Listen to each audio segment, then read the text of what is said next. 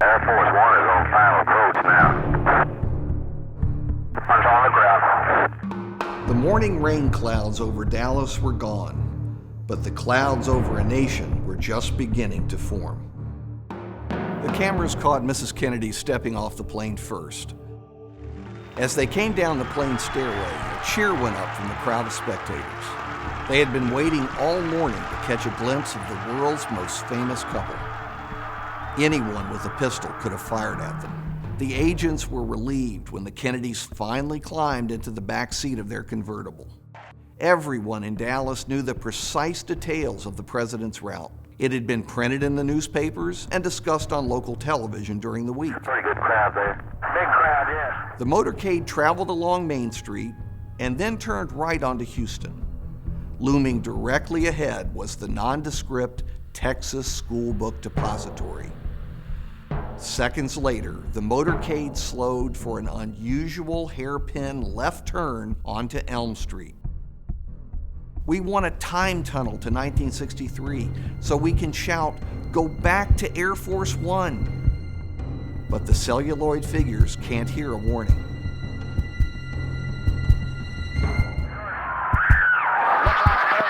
The early reports were confusing.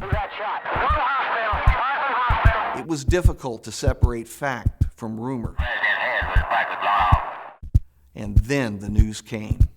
From Dallas, Texas, the flash, apparently official, President Kennedy died at 1 p.m. Central Standard Time.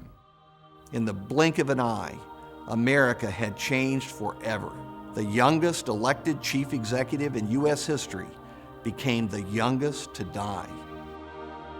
Political power is created in many ways: winning an election, facing down an enemy, or skillfully riding the waves of popular opinion. But lasting power is accorded to only a handful of presidents, especially after their death. There is no doubt that John Kennedy is one of the few. The tragedy overwhelmed the public's senses and raised a host of painful questions. Why did it happen? How could it happen?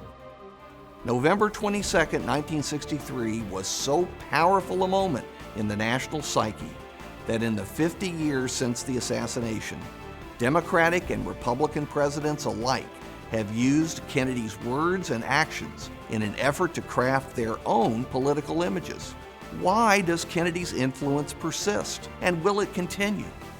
We'll address these questions and much more as we explore the Kennedy half-century.